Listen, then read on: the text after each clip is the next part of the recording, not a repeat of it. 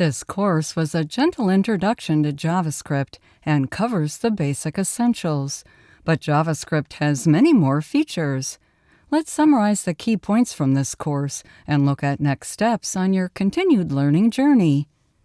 JavaScript is the programming language for the web. We can also use it to build native phone apps or back-end applications. This course focused on JavaScript for the web. Best practice is to create a separate JavaScript file or set of JavaScript files and link them to the HTML file using the HTML script element.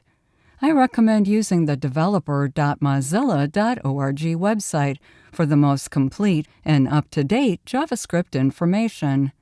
One of the key things we do with JavaScript is work with the elements on our HTML page. We first use the document object to get a reference to an element by finding it on the page.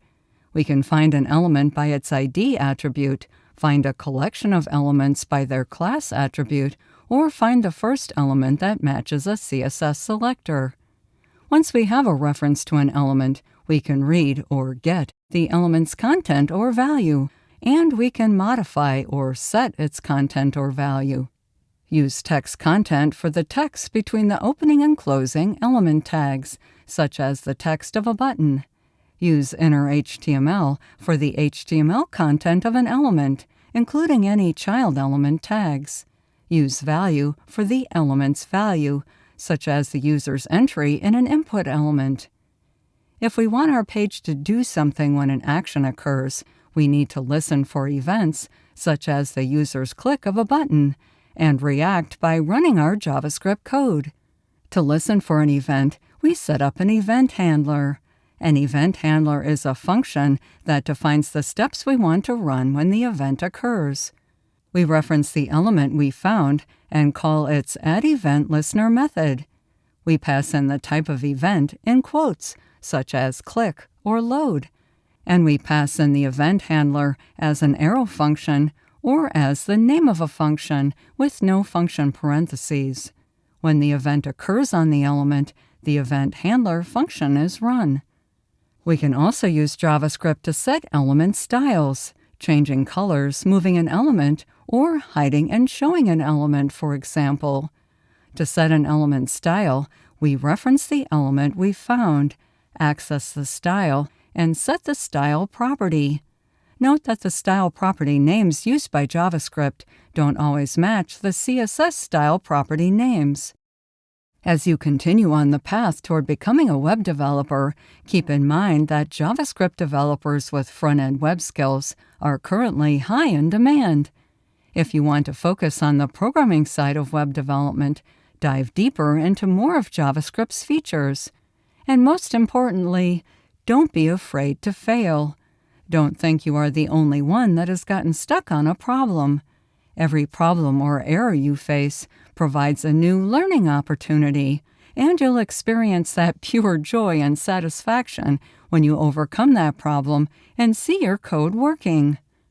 These are the other courses in the How to Become a Web Developer series. This JavaScript course is positioned here. If you've taken each of these courses, you've completed the series. Congratulations! Yay! So, what's next? As this was a gentle introduction, we didn't cover all there is to know about JavaScript.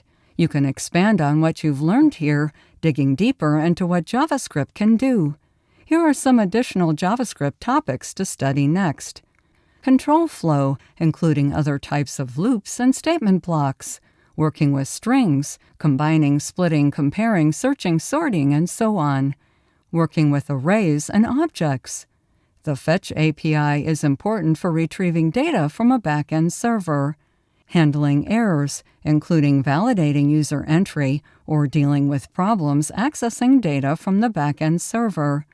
Then there are more advanced topics, such as asynchronous coding, security, and performance tuning, to name a few. But the key is practice, practice, practice. As with any skill, it's honed with practice. Add more features to our Guess a Number game. If you or someone you know has a favorite hobby, turn that into a website.